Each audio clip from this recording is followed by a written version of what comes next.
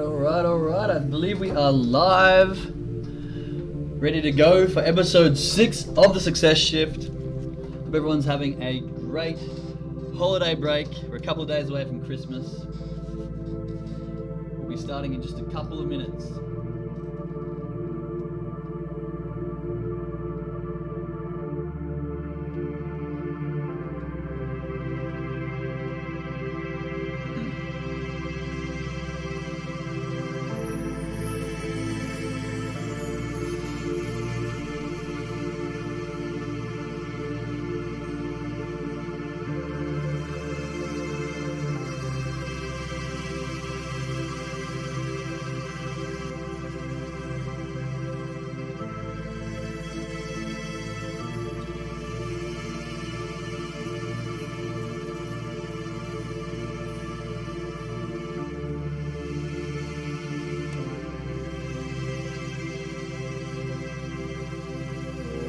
Just a couple minutes to go. I said I hope everyone's having an excellent Christmas holiday. I'm here with my Santa hat on, even though I think it's for children. It's very tight on my head. But we'll be beginning shortly.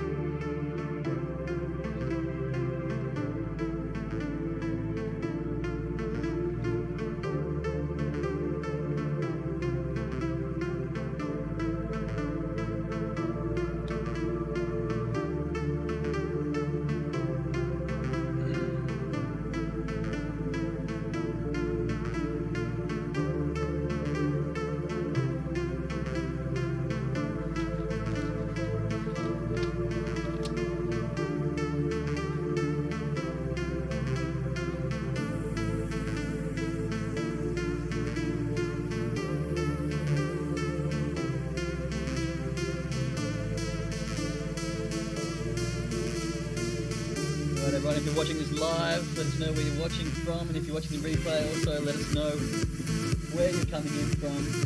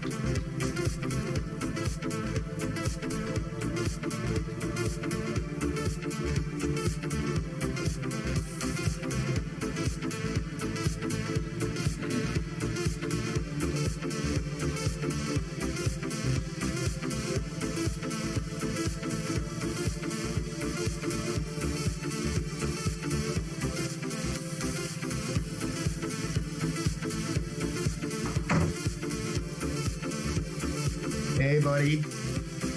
How we doing? Good. All right, everybody. Welcome. We are here with episode 6 of the Success Shift. Let's just cut the music. There we go. We're here with episode 6 of the Success Shift. I am joined with Jake, another Jake. We got 2 of us on today. We're here on the Success Shift trying to figure out the mindset of what it takes to create success in any way, shape, or form. Getting into the minds of people and finding out whether or not believing you're successful helps to act as a catalyst to grow that success, and what it actually takes to get through some major challenges and hurdles within your life, what's going on the inside as well as on the outside. So I'm joined with Jake today. How are you doing today, Jake?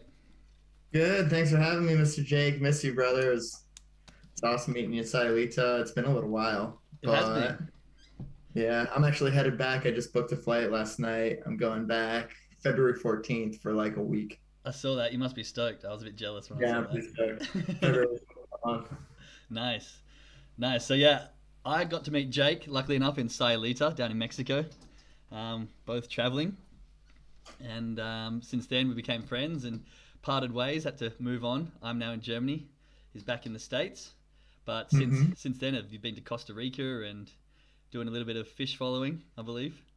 Yeah, no, it's been a great couple months. Traveled around the United States, went to Washington, California, Vegas, Colorado, New Jersey. Now I'm back in Pennsylvania. Had a little trip to Costa Rica a little couple of weeks ago. I guess I've been back for like almost 2 weeks now. Nice. Crazy.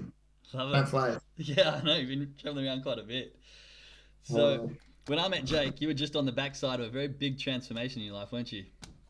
yeah, totally. So basically, when I met you, I guess it was around February time, and it was like it was pretty good. I had basically lost my job, Yep. gotten sober, newly sober, and was pretty much just restarting on everything. Pretty broke, living in Mexico, having a good time, but not really exactly where I wanted to be. It was just like the build up time, Yep. and still a good time, but just transformation mode. Yeah. So you were on a bit of a journey. I didn't meet you obviously before you changed, but do you want to share us a little bit about of your story to us about sort of where you were at maybe 6 months before or a little bit before that, and sort of how you got there or where you sort of Yeah, found totally. yourself? I'll start a little earlier. Yeah. So basically, for the past, I had like grew up Orthodox Jewish, so I had a pretty crazy like different lifestyle than most. Yep. Went to Jewish school growing up. From when I was like 14, I kind of like bounced out of that lifestyle, but still lived with my parents' home. So I had to like fake wearing a yarmulke, fake keeping kosher, and stuff like that. And then by the time I was like 15, I got to go to public school, and that Yep. was like a dream come true. And I'm just like, I get to go to public school. I'm like everyone else. I don't have to go to this all boys, like it's called the yeshiva, Yep. just in that school. So I get to go to public school. And at the beginning, it was like, fuck yeah, I could smoke weed. Uh, I'll get I drug can be tested. free. Yeah, I'm free. I'm free from this. Yeah. And then, of course, it turned out not what I expected. I basically was not ready. Like the school I transferred from, they messed up my transcripts. I got put all in the wrong classes and failed miserably at public school. And it's just like, they're like, if you want to graduate on time, then you have to do like like 2 more years, one extra year in summer school for the next three years till you graduate. If you want to graduate, I'm like, well, that's Wow. not happening. Yeah. Then then I ended up getting caught with some weed in school, and they arrested me and made me go to like an outpatient rehab. Oh wow. So I didn't want to go. I was like 15. I'm like, I'm smoking pot. I'm not Yeah. crazy. I don't belong here, you know. So they made me like this ultimatum, like you can either drop out and not go to rehab, or you can go to rehab and then come back to school and take 3 years, like an extra year to graduate. I'm like, I'm dropping out of school. That Yeah. sounds great, you What know. kind of ultimatum is that to a 15-year-old? It's just Yeah, like, plan A, please. See ya. yeah, yeah. So I dropped out the day I turned 16, and then worked some odd jobs for a little while. Ended up moving out of my parents' house when I was like 17, and with a couple buddies, and got a job in a restaurant. And it was like a really nice restaurant. I did the dishes. When I finished the dishes, they let me do some prep, and I kind of fell in love with food there. I Nice. always loved eating, loved cook, like kind of loved cooking, and from there I just like, let's try culinary school, you know. So I Yep. went to culinary school in New York City. It was like a really good one. Still paying it back. And kind of just like took it on. I'm like, I'm gonna cook in these really nice restaurants. So I did that for a few years. I realized like this also fucking sucks. It's like endless work. It It's hard No life money being a is chef. involved, and I'm just like, yeah, screw this. So after when I was like 19, I started traveling. So I went to Israel, Italy, Switzerland, and Holland on like this 3 month trip. Nice. And it was like, all right, that's what I really wanted. Forget cooking, forget anything else. All I wanted to Yeah. do was travel. So from there, got back, worked a bit, worked at some more restaurants, made some more money, took a road trip to California when I was 19, still 19. and I loved it. And I'm like, all right, I want to live in California. Screw the East Coast. Screw the cold on the East Coast. Like, I Yeah. get to be by the beach. And I ended up moving to San Diego and staying there for like 4 years. Yeah, So nice. that's leading up to 16 to 23. So that was 9 years, if my math's right. Um, 7, but it's all right. yeah, yeah. So from there in California, I got to see the band Fish. Yep. So Fish completely changed my life. It's given me a new reason to live, and it was just the most exciting thing I've ever done. Like I saw this band once, then I'm like, all right, I'm gonna see them as much as possible. Since then, I've seen them like I think like 85 times. Holy shit. Yeah, we're gearing up for next week. They're playing 4 nights at Madison Square Garden. Hopefully, it doesn't get canceled. Fingers crossed. Yeah, fingers crossed for sure. It's not looking too good, but worst comes to worst, like we'll figure it out from there. Yeah. But yeah, so when I was following Fish, I moved back to the East Coast from California in 2019, and I found this company. It's called Section 119, and it's like designer apparel, Yep. Fish and Grateful Dead brand, not band. And they make these like really luxurious, like beautiful shirts, suit jackets, ties. I mean, they have a whole line of clothing now. So they gave me a job, Yep. and it was awesome. In the beginning, I'm like, sweet, I have like a real job. It's like a salary position. And I started as the guy who shipped orders out of their New York City basement. And I was terrible. I had a terrible Hey, you got to start somewhere. It was like a total mess. I made it a worse mess, and I was shipping the wrong orders, shipping the wrong quantities, and it was not set up for success. And I didn't succeed at it. But I was still driven. I still showed up, and I wanted to make it. I wanted to make the job work. I believed in the brand. So what we did was we hired it was like straight e-commerce brand. It hosted on Shopify, and what's it called? We started when I joined. It was like end of 2019 or towards the end of 2019, like Q4 of 2019, the beginning of it. And we're doing maybe $1,000 a month in orders, $1,000 a month in sales. Like not enough to survive, not a sustainable business. Definitely not enough to like pay staff. But the owner had a vision, and he was going to make this thing successful. And I got to be on that team. So what we did was we hired a fulfillment company, and then COVID rolled around, and I took over as sole customer service agent, working remotely because COVID happened. We had to close everything down. Yeah. And from there, I really just kind of took on more responsibility. We hired a new CEO, and COVID happened, so we started selling masks. So within the first like 5 days of like mask mandates, we sold like 25 G's worth of masks on like that day, and we're like, holy crap, we're selling something. Yeah?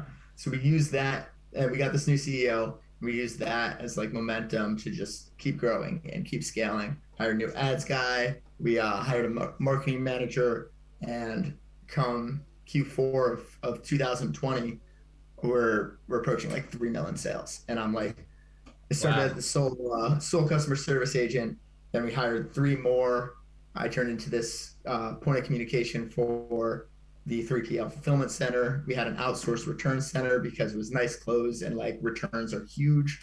So we wanted to confirm that our product was like coming back proper and being repackaged properly. So it's basically like customer service manager. We had assisted marketing team. We had the outsourced fulfillment site that I was the point of contact to, and then returns, and just reported directly to the CEO that kind of just gave me these keys to drive. And it was awesome. Like all of a sudden, it's like this awesome business. The money was all right. I was able to live in Mexico doing it. Nice. And I had this job that like got me into the tech world. And I'm like, this is great. I have this awesome job. It's directly related to my favorite thing, Fish and the Grateful Dead. And life really couldn't be better. I'm living in Mexico. Yeah. So of course all good things come crashing down. Basically, my partying got a little out of control. And I kind of lost focus of it. And basically it led to me getting terminated from the job because of some minor funny mistakes, but I won't super get into that. But it just made me realize, like, after all these years of like partying Yeah. and just like going hard, just like rock and roll lifestyle. I mean, I drove my credit to shit. I lived in a van for years in California. It was just like nothing matters about except for now. I finally realized like all this partying is just like I'm not happy with it. I'm fake. Yeah. I'm putting on a thought about being like endless like Sort of like a clinkers and flow, like it's just temporary not happiness to like hide yeah, the it's the temporary happiness. unhappiness. Yeah. Exactly. So I basically like I've tried to get sober before. I always denied like trying to get sober, but like internally I'm like I'm not gonna party today. I'm not gonna party today, and like end up doing it. Next Yeah. minute. Yeah. And this time I'm like, if I want to do this, I can't do it by myself. Like I can't get sober on my own. Like it was time. Like I was pretty like emotionally beat from getting fired from this job that I loved so much. Yeah. And I was so used to. I mean, wasn't prepared financially to get fired. Like partying, living paycheck to paycheck, but it's all good. Money's coming in, money's going out, but there will be more money coming in. And I was just like, okay, like the money's not coming in anymore. Money's And I not don't coming have in. that, Yeah. Like fuck. What do I Yeah. do? So from there I got some help. I went to a 12-step meeting in Mexico. I wasn't sure if I was like, I don't know if I'm an alcoholic. I don't know if I'm a drug addict. I just know I'm miserable right now and I want to do drugs and drink alcohol because I'm Yeah. miserable. Yeah. And after talking to a bunch of people, hearing their stories, I realized like we're all pretty like everyone in these rooms are pretty similar. Like they all have kind of similar stories. Some are more intense than others. Uh, and I related to them. And I started like working these steps. I didn't really believe them, but I'm like, what else am I gonna do? Yeah. If I don't do this, I'm gonna probably ruin what I got going. Like 3 weeks sober that I have. I remember I did like 21 days completely sober. I'm like, I think this is the longest I've ever been sober in my adult life. This is Yeah. crazy. Right.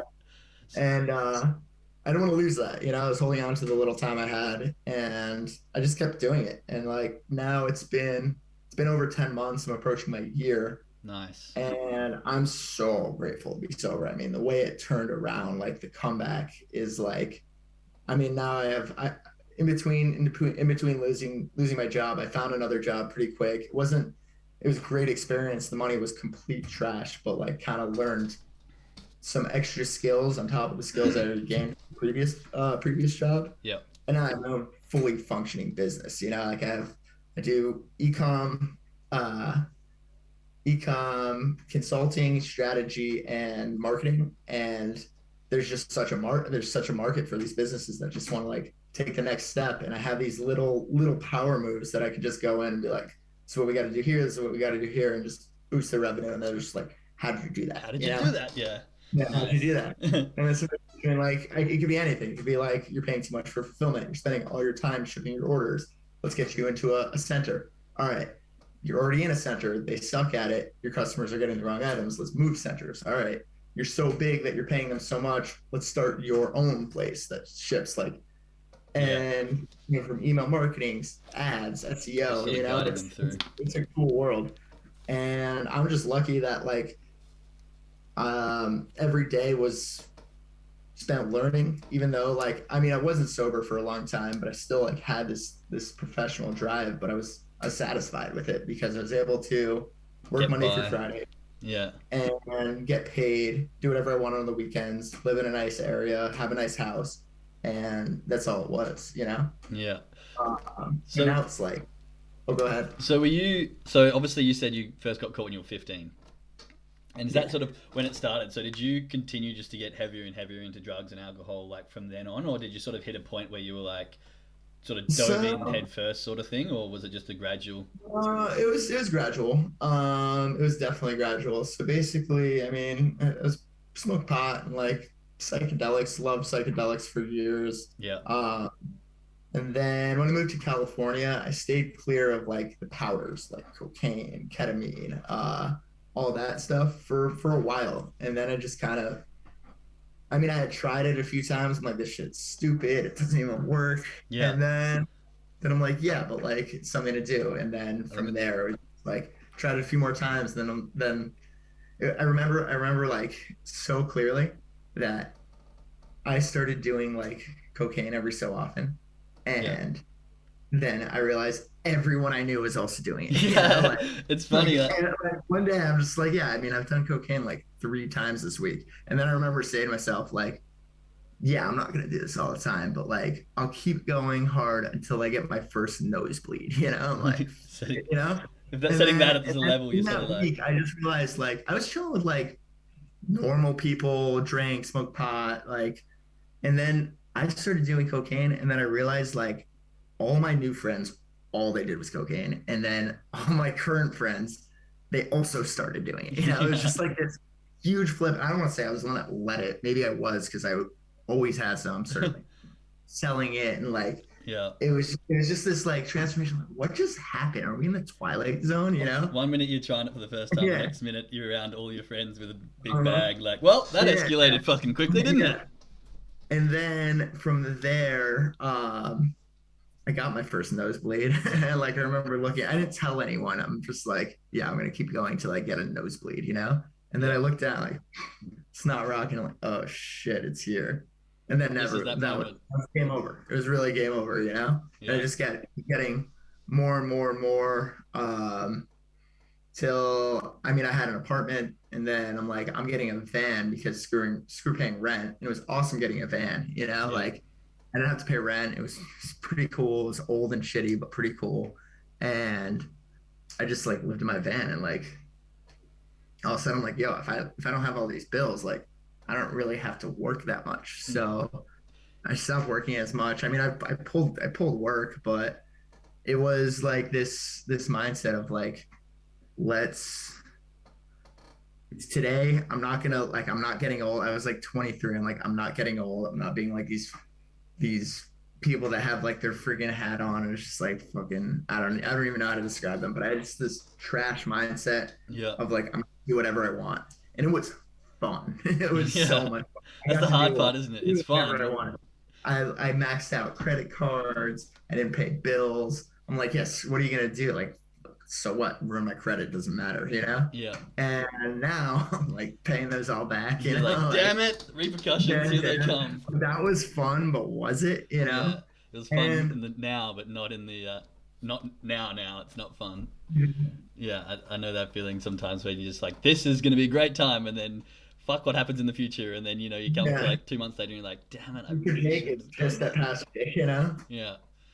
So Totally. what was it? Because obviously you lost that job at Fish, which you loved, right? You were saying Mhm. it was one of your favorite jobs because I know how much you love Fish from the small time I met you. Um, what was the point? Was so you said you tried to get sober a few times. Was there a certain particular point where you were like, "Fuck, this is enough. Like I'm gonna try for the first time." Yeah, definitely. I mean, it's not like the only time I got caught up by the law when I was like 15 years old. Like it happened again before this job that I got, like on summer tour 2019, just partying, got really sloppy, got caught. Yeah, They made me go to rehab, and I'm like, I'm not going to rehab. I mean, I went. I'm like, I am going to rehab, yeah, but I don't belong here. Like I'm doing my thing and crushing it on. Like I'm doing what I want and crushing it on what I want.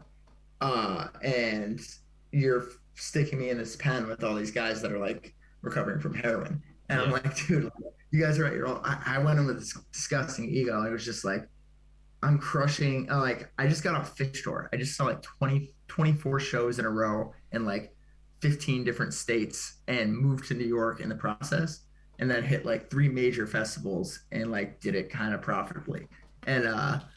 And then I got a job in the middle. Like they said that like they knew what was going on, yeah, the fish job, and they're like, all right, like go and come back, and then you're good. And then I end up in this rehab, and it's just like I'm like on cloud nine, and like from cloud nine, seeing all these fish shows, traveling, doing my thing, to you're in rehab. It's like you're in yeah. a slammer. I can imagine Oh, that so would that have was been an adjustment point.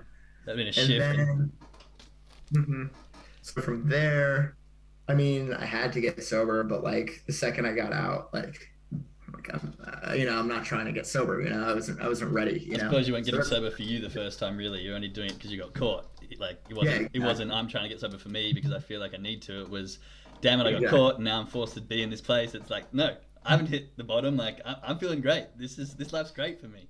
So Exactly, you should exactly. get out. So once fish came back for fall tours, it's back at it. And then in between that, so it's like fall 2019 to beginning of 2021. There's been a couple times where I'm just like, yeah, I'm done, but like I wasn't, Yeah, like I wake up and I'm like, I'm not going to do anything crazy today. I toned it back a little bit compared to what it was before while living in the van, but it was just time. yeah.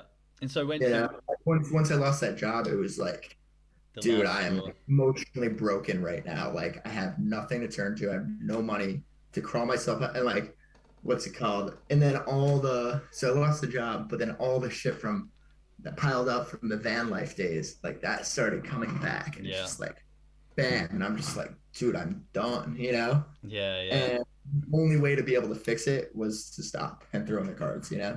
You and sort start of rebuilding. kind of like hitting that rock bottom. You're like, well, I'm Yeah, emotionally broken, and now everything from my past is piling on top of me. What the fuck am I gonna do? So yeah, exactly. took the smart option.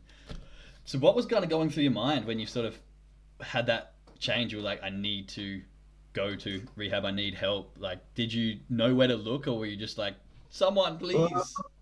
I mean, I had been to like AA and NA meetings. I always thought they were the stupidest thing in the world. Yeah, I remember someone saying like, I mean, I just know people that stick around there stay sober, yeah, and I knew I couldn't do it on my own. So I didn't go to rehab the second time. I just went to an AA meeting. I like looked up. We're in Silita. I looked up on a Facebook group. Like, hey, any AA meetings around here? And like someone. I remember my buddy who I partied there, just like partied with in Silita, like saw it and like reacted on Facebook, like, oh shit, Oh, whoops. Yeah. Yeah. And then someone sent me a number, so I deleted Nice. my post, shamefully deleted my post, Yeah. and then WhatsApp the number. I'm like, hey, like, is there a meeting? Like, yeah, there's one today, and I'm like, sweet. So I went, and it was just vibed out. Like I'd been to some like really hood meetings and like Atlantic City, New Jersey, and it was just like there's this A little woman bit just sitting different. up telling her story and like literally just yelling at everyone, just like very aggressively about like her story, and it was just like a dark vibe. Which I mean, her story is her story, but this one was like AA by the beach in Mexico. People there were pretty senior to the program, so their life was pretty much a lot better than it was Yeah. or mine at that point, and it was just like positive and like just like powerful, like I'm hearing like stories and stuff, and I'm just like, and it's all the thing I like about AA is just it's from an I format, not a you should format. It's like this is what happened to me, this is what I did about it, this is what was recommended to me, and here's what it is now. Yeah. And it's kind of I needed something, and that caught, and I just kept going. I Got a think. sponsor, worked the steps. I'm still working the steps. I'm almost done. Should probably work them a little harder, Yeah. but I mean, there's this sense of just like gratefulness that like, all right, I can finally start pushing forward with my life. Like I can all this like they say, I forget what it is. It's like you have an addict with problems and you take away the drugs, then the addict can finally like deal with their problems. Like this was Yeah. like like partying was just like all this stress. If I party, it goes away temporarily. And another guy, like a guy that he said something I like. He said basically when you're in like active addiction, you're either feeling like complete um, 1 out of 10, like 10 being feeling great, one being feeling terrible. You're Yeah. either feeling like one or two until you get your your shit in your system, your fix, and then you feel like a 10. And then when you're like sober and like actually going and like being productive and crushing through stuff, then it's on average a 6 or 7, and then it gets up to a 10. And the difference between the 10 in active addiction and the 10 in sobriety, it's like it's a real 10. Like the 10 in active addiction is like, Not yeah, a, I have this mansion in fucking Bloom, all yeah. these fucking hookers around us, and like fucking endless drugs, and like we're all kind of broke, and I just like, yeah, this is awesome. It's glamorous. It's a nice room. It's like fun. and like everyone's beautiful and like we have all these drugs, but like You leave why the do room. I hate, why do I not want to talk to anyone? Why do I only want to be by myself in my own room with my own stash, just like fucking hating everyone and hating myself, you know? And then Yeah. once it stops, I'm like dead. Compared to a 10 nowadays where it's just like, all right, I get to go to this fish show. I get to not get high at it and like worry about maintaining a buzz, running too low on that buzz, or worry about this shit's illegal, worrying about my safety, you know, like Yeah. Like being tweaked out, being the like too high, cops not and high enough, too high, not high enough, and then this jam's too intense, this music's too intense, this music sucks, and then like for like 20 minutes of like getting the buzz right and being like nice, you know, yeah. compared to like the 10 now is like I get to go to the show, I get to be present, I get to not avoid all the people that I don't want to talk to because I'm too fucking geeked out. I get to Yeah. not worry about safety, and I get to have like eat food instead of just like not eating food all day and like being ready to die at the end. And yeah, I just feel like it's just more wholesome. Like the 10 now compared to what the 10 was, it's like it's it's the truth, you know. And It's that's really for me. I mean, interesting. I don't push sobriety on anyone. Like if you want help, come get some help. But like I need to be sober. You don't need to be sober, or one doesn't need to be sober. Only I do. Yeah. Yeah, that makes sense. Yeah, it's really interesting that you say that. I mean, because that's sort of what drugs do. They send you from that 1 to that 10 just like instantly. There's no build up, there's no sort of like you've only got the 1 to the 10. And so comparing a 10 to a 1, it's just like this is absolutely amazing. Life's fucking great because I've just gone from miserable as shit to high and happy. But then the problem with that is the next way down is straight back to 1 because you don't have that 2, 3, 4, 5, 6 to sort of Yeah, fall back to. Whereas in totally. sobriety life, or I suppose not addiction life, you sort of got that like, okay, I'm feeling like shit. I got to do some things to get myself better. So you move yourself to a 3, you move yourself to a 5, you move yourself to a 7, eventually getting to a 10. But then you sort of go back straight back to 7 or 8 rather than dropping all the way back down to Totally. 1, which is And a then when it goes back to those even when in sobriety, when you're at, I mean that 7, that 6, 7 is pretty fucking good, man. Like you wake up, yeah, you know what you got to do, and you do it. I mean, I saw you talk to anyone in recovery, chances are they're gonna say I have a ton of work to do, just like myself. I have a shit ton of work to do still, and building. But when it gets down to those levels of you're in sobriety, it's like the average 6, 7. But it gets down to 1, 2, 3, and 4 below average. It's like a shit day. It's still all good because you have support. You have these close friends that like have worked through what you work through, sometimes even worse, sometimes better. But you can hit people up for support. Like, yo, I'm having a shit day. Kind of want to get high. And you have help. You can reach out to someone, say I'm struggling today, and they're actually there for you. You know, like yeah. it's a really close circle. And It's another thing is you actually get to help in this recovery thing. Like you get to help other people. Like I haven't sponsored anyone yet. I'm still working my steps, but people have like actively reached out to me and they're like, I need help. And I've set them up with people, tell them to go to meetings. And there's some people that are still sober, you know, and their life has gotten way, way better. And that's kind of the rule of thumb with the program and stuff. Like if you want to use, the best way to not use is reach out and help someone that's in addiction and like that wants to get help. Because if I'm focusing on your helping you, then it takes away from my sorrow my or problem, something. you know? Yeah. Yeah, yeah. Gets me out of my own head and like helps, you know? It's being of service, you know? It's really interesting you say that because I mean, obviously it's not the same, but like in network marketing and stuff like that, when we have like a community, you have days where it's like tough and you're sort of struggling and you reach out to people who are doing the same thing, and it's just so much easier to get through those shitty days because you've got someone to talk to. It's like, I don't know what I'm doing here. Like, I'm probably doing the wrong thing. Like, I really feel like I'm having a shit day. I should quit. Or, you know, in your case, like, I just want to get high. And then someone's got, dude, don't worry, I've been there. Like, I know that feeling. Like, just do this or just do that, or let's do something completely different that you weren't even thinking about, and maybe your mind might shift. And having those people to reach out to just makes such a difference. And then Exactly. the best part about that is once you do get to those points where you've had those enough shit days where you're like, I feel like this, and someone's gone, well, why don't we do this? Or I feel like this, and then someone goes, oh, let's do this instead. Then someone comes up to you and goes, I'm having a shit day, and you're like, well, this helped me. or maybe try this, That's it didn't supposed help for to, you me. know? And it's just that cascading effect. And I think when you get into a community where everyone's in the same mindset, everyone's got the same goal, and everyone wants to help each other, you just grow so much faster. It's just 10 times easier to get to where you want to be because people have been there, they've done it, so they know how to help. The doggo's hanging out with you. Yeah, totally. Where's, Coworkers.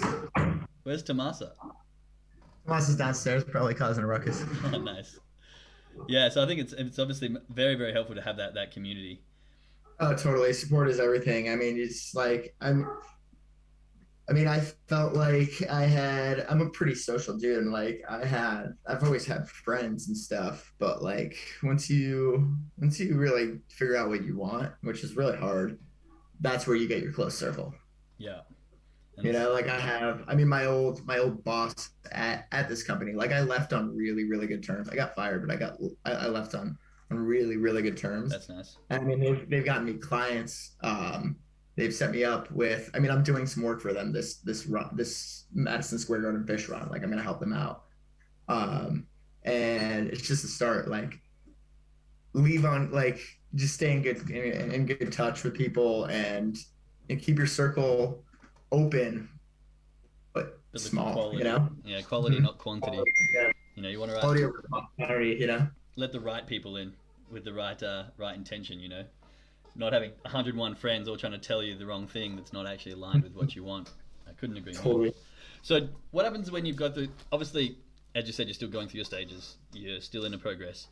What do you sort of think about, or what do you do when you have those shitty days? Obviously, you can reach out to people, but is there anything you tell yourself, or like a mantra, or anything you sort of live by when you're like, "This is shit. I want to So get high. What do I do now?" I mean, I have my issues with like organized religion, Hmm. and that's kept me out of the. They call it the rooms. Is like kept me out of the rooms of like the program and stuff. Programs are like staying in the room is like staying sober in the rooms. So getting in was like it's a spiritual based program. You have like a higher power and stuff, and like I was terrified of that. Like Yeah. grew up Orthodox Jewish, and like I'm atheist. Like, but now I just like I mean, working the program, you come up with this concept of like a higher power. So like if I'm having a shitty day, like pray a little bit to my higher power, which Yeah. is just like it's. I mean, I would have laughed about it like a year ago. Like I don't know, I would have laughed at this in early sobriety. Like no way, I'm not doing this. I'm not working the steps. Like this concept is just no. So I pray a little. Like I mean, I threw in the chips. I surrendered and I have this higher power, and like my higher power, like I pray about it. I prayed it, Yeah. you know, and it works, you know, like gets me out of my own head. Reach out for support on these shitty days. Yeah, just reach out for support, pray, and then if it's a really bad day, try to help someone else. You know, Yeah. reach out to someone else in early sobriety. Like, hey, like, you want to hop on a call? I'm around. You know, That's be a really, available. really kind of a For a good. meeting. It's like a really good fallback. It's like I'm really struggling now. I'm gonna help someone else. Like Yeah, if yeah. everyone could do that in life, like I'm hurting right now, so instead of making it worse for someone else, I'm gonna go and make someone else better. That's why I got mad love for the 12 steps. You I know. mean, why not? I mean, I reckon if everyone could have that in their life without having to go through the 12 steps and just take that on as a regular thing, like my day is so shit. I'm hating my life right now. I'm gonna go help an old lady with her bags. Like that's how I'm gonna get over it. You know what I mean? Like, It's crazy, but wouldn't life be better? it works. It totally works. Yeah, it's funny. It's funny that you say like you originally would have laughed at the idea of a high being because I mean I grew up in a Catholic family. I got baptized. I went to the Catholic school, but I mean I'm not here to knock any religion or anything like that. I just don't believe in any one religion. I think they all end Yeah, up it's totally preaching. fine. They all end up preaching the same thing. They all have the same sort of background. But as for a higher power, like I kind of the universal laws and that there is something else Yeah. going on. I'm all for that. And I used to laugh at the concept a few years ago as well myself. But now I just see it in everything. There's so much connectivity, and you can see so much Hmm. stuff. Like, I mean, if you're into the drugs, I'm sure, like with DMT, that's in Totally. everything. And anyone who smokes that has the same visions and the same concepts and the same entities or whatever. And so, the concept of having a higher power or believing in something, like actually believing in a universal connection or a God or Totally. something, I think is super I powerful. agree. Yeah, that's the cool thing about AA. It's not like I thought it was like a fucking straight Jesus program. Like I'm not becoming a Christian over getting sober. Like I Yeah. saw this meme before I got sober. It's like the worst thing about getting sober is becoming Christian. I really realized what it was. The thing about like the program I'm in, which is Alcoholics Anonymous, is you create your own higher power. It could be literally anything. You know, Yeah. like you put it on it, it's yours. You know, it's not everyone's, it's your higher power. So if you want to name it, I mean, I changed the name like 3 or 4 times, and I mean, Tomasa. it was the connection. You know, I did mention that it would be my dog's name, Tomasa, to my sponsor. Like, don't do that, dude. You know, Yeah.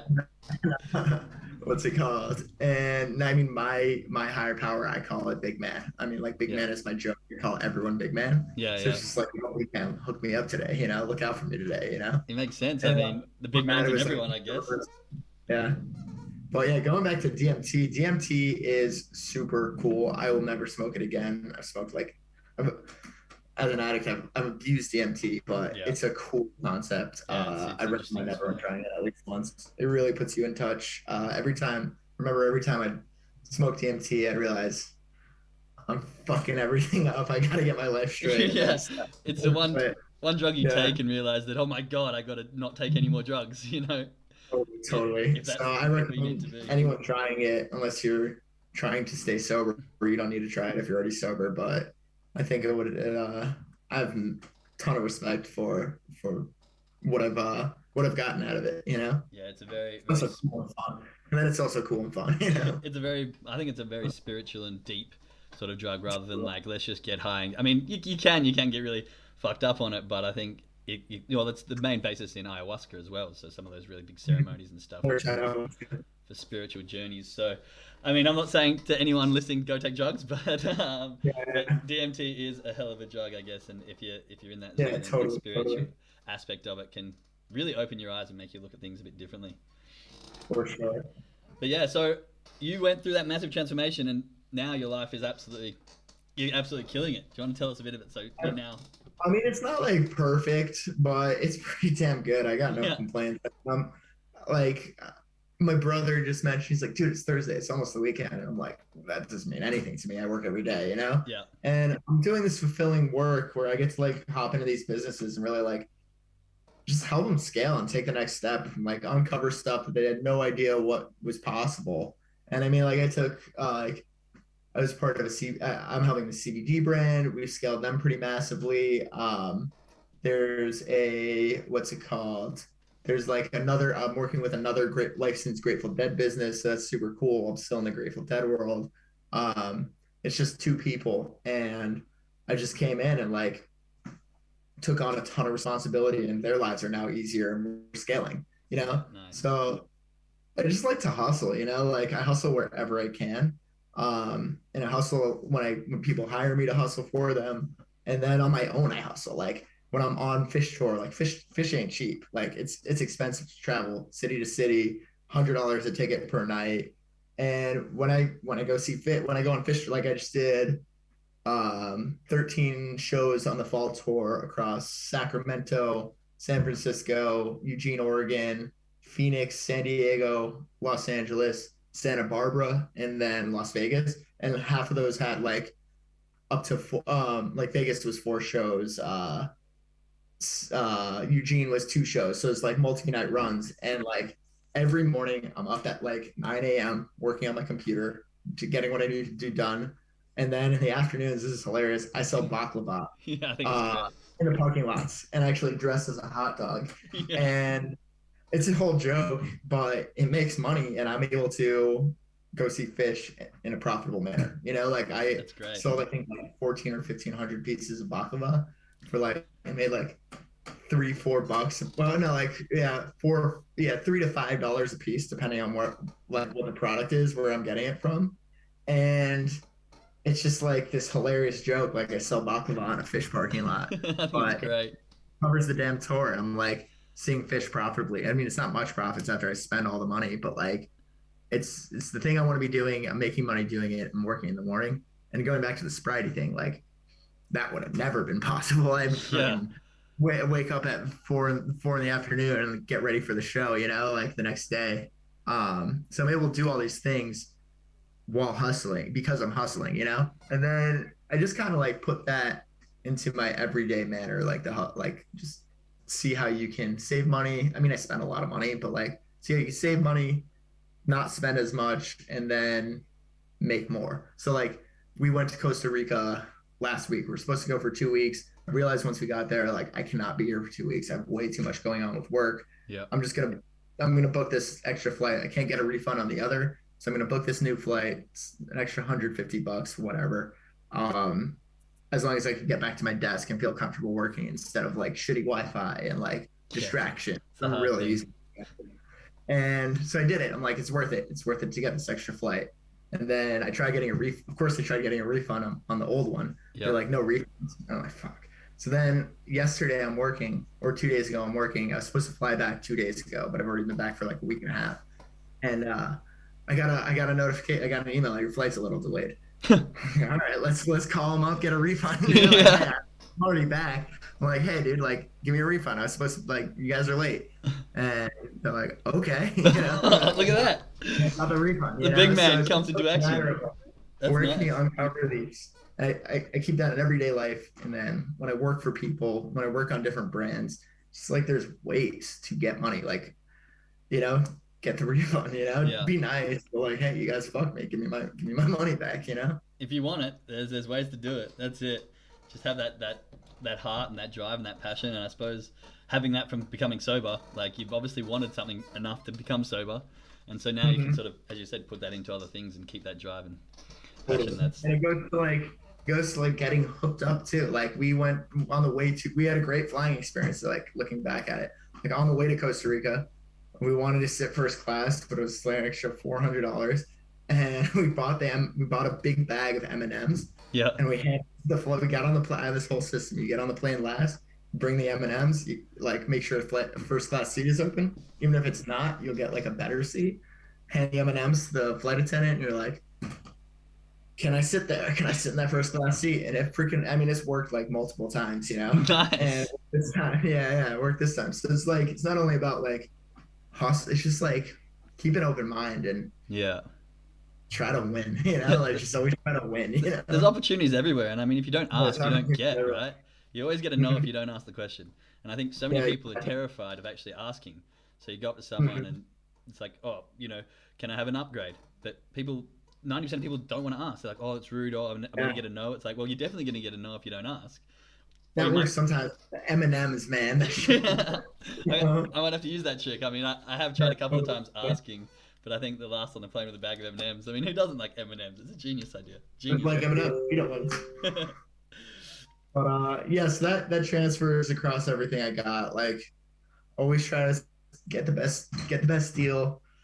Always try to uncover the opportunities, and always try to like take it on full on and win on them. You know, like easiest like, and then with working like processes, like we have like an Airbnb competitor right now that hired us to optimize like it's like 1,500 articles, and it's like payment per article. Sweet, it's like a sweet gig, and yeah, let's hire some people to do it and then get the process dialed in. No extra work, you know, like exactly what we need to do, streamlined as possible, and keep it going, you know? Yeah. So right now, I mean, like with my business, we have 2 writers. We're about to hire one more, hiring a project like Econ by Jake is 100% hiring. We have a developer, outsourced designer, and then looking to hire like a full-time project manager. There's so much work that we're turning down work right now. Oh wow, that's Some work, yeah. that's it's good that you've got the work coming for you. Well, That's awesome. Well, what I'll do is I'll hit you with my final 2 questions, and then I'll let you give a little bit of a plug for your business Totally. if you want. So I've got 2 final questions. First one is, what would be the one thing you'd go back and tell your 17-year-old self? But I might say 16-year-old because that's kind of where your journey sort of started. Nothing. Nothing. Do exactly. Do the damn thing, yeah. Yeah. I mean, you wouldn't be where you are today, so that's interesting. Just do exactly as I did. Yeah, just do that. I wouldn't even say, you know, like I wouldn't say like it's gonna get better. It's just do the damn thing, you know. Nice. That's awesome. That's cool to hear. Now, question 2: if you could have the answer to any question in the world, the complete truth about any question, what would that question be? Dude, on the spot, I don't know. I love asking people this on the spot because they're like, what? What the fuck? When is tech gonna get better? You know, like I mean, tech's pretty awesome nowadays, but some of it just it's just the most one of the most frustrating things is like that I'm actually grateful for that. That's the most frustrating thing. It's just like I mean, it's kind of corny, but like when I'm working, like right now, like iPhones, like they're good, but they're fucking shitty. You know, everything like the world is just kind of needs to catch up. I think like it's exact. I guess it's exactly where it's supposed to be, but I'm wondering when we'll get Yeah, better. You know? it's exactly where it's supposed to be, but I want it to be better. I suppose, Yeah, I suppose you so have I to, can't wait. suppose you have And to then I define mean, better. we go into like politics and religion and stuff, but I don't know. I like with politics and stuff. I just kind of like more of an observer. Yeah, I me get too. frustrated with stuff. Like, I mean, I'm like, I have tons of like super liberal, like United States politics, like tons of liberal, super far left, super far right friends. And I'd rather everyone just kind of like see the whole picture. I don't think I see the whole picture, Yeah. but I wish people would kind of like stay in the middle and like appreciate the other Be side's good open-minded, as you points. said, you know? Yeah, like yeah, appreciate the good points of the other side, and then not actively condemn the points that you disagree with on the other side. Like, I mean, there's constructive ways to have a conversation. Like, I don't know, I think kind it's of a, just want everyone to love each other. You I know? think it's a skill set that many people need to learn, but I mean, the thing with politics, I'm the same. I stay out of it, stay out of politics, stay Yeah, out of yeah. religion. I observe and stay frustrated. You Yeah, know? yeah, exactly. All right, awesome, man. Well, it's been absolutely great. Now, you said your company's hiring. If you want to give a little bit of a shout out or a plug to your company at all, feel free. Go ahead. Totally. So yeah, basically we're looking for someone that like can come in. It's not like an immediate hire. I'd rather wait to hire the right person. Um, but someone who could just come in, create processes, be super versatile between e-commerce, SEO, email marketing, ads, have some developing skills, really strong communication skills, act as like a point of contact for clients, and basically create and work side by side in strategy. So like we got a new client. It's like we're both creating a strategy. You're gonna get it on paper. You're gonna manage it completely. We're gonna manage it completely and hire where we need to hire and just deliver. And then on top of that, just someone who can come into like existing strategies and uncover super just like, hey, I figured out how to do this. Like I figured out this is an opportunity. You know, like let's implement it into our strategy. And yeah, someone basically that, but like like someone who could just destroy any Shopify task, like set this up, set up these rules, set up these functions, fix these shipping zones. Someone who could build a site in WordPress and implement WooCommerce. Someone who can run a full-on SEO campaign and like manage content and writers and backlinks and just do the technical side of formatting a website properly, and then strong design skills, running email marketing campaigns. Usually, I outsource my ads. Like, if someone needs ads, I have a partner that does it, but someone that could like run ad campaigns, you know, and stuff like that. There's someone who knows their shit. Yeah, someone who knows their shit, you know, it's And come in and shred, you know. is that full time work that you're looking for, or part time or casual? Or... Once it's time to hire, it will be. Okay, very nice. Well, if you're listening to this podcast, feel free to jump in contact with me, or how can they get in contact with you, Jake? Email, Facebook, Instagram, Roy Donk. Roy Donk. And what's your Yeah. email? What's that? What's your email? Jake at Ecom by Jake. Jake at Ecom by Jake. Well, you can hit Jake up with any inquiries that you've got there. All right, my man. It's been absolutely amazing to have you on, and thanks for opening up a little Totally. bit. Thanks for having me, man. It's cool to throw my story out there. Yeah, if anyone needs help with sobriety, feel free to reach out. I don't have all the answers, but happy to have what I have to share. And yeah, I hope to see you soon too, dude. Yeah, man. I hope so too. Well, it's been absolutely amazing. I really appreciate you opening up a little bit and showing us a little bit about your story and how far you've come and some of the changes you've made and some of the things that have helped you. Yeah, anyone who is listening to this on a replay or watching live, definitely if you feel like you're in a situation where you need help or want help, As Jake said, community is everything, and having people around you is the key. So reach out to someone. If you don't have anyone you can reach out to, my inbox is always open.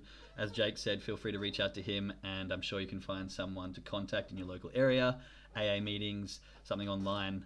Just be sure to reach out and ask for help, because that's the very first step, and having someone to help you along is going to be 10 times easier than going through the battles on your own. So with that said, Jake, my man, it's been absolutely great. I look forward to catching up to you soon. Thank you very much. This is the last episode of the Success Shift for 2021. We're taking next week off and coming back next year with a whole bunch of new guests, new lineups, and continuously growing this show. As I said at the start, this is a trial and error kind of show. I've started not knowing what I'm doing, and I'm continuing on not knowing what I'm doing and learning. You're on it, brother. I love it. You're good at this. Cheers, man. I really appreciate it. All right. Awesome. Well, I'll talk to you soon, man. Thanks, brother. Merry Christmas to everyone. Happy New Year. Happy holidays. Kwanzaa, whatever it is for you guys as well. Whatever it is, man. All right. Well, peace out. You guys. We'll speak to you soon. See you, Jake. Sweet. Peace, love.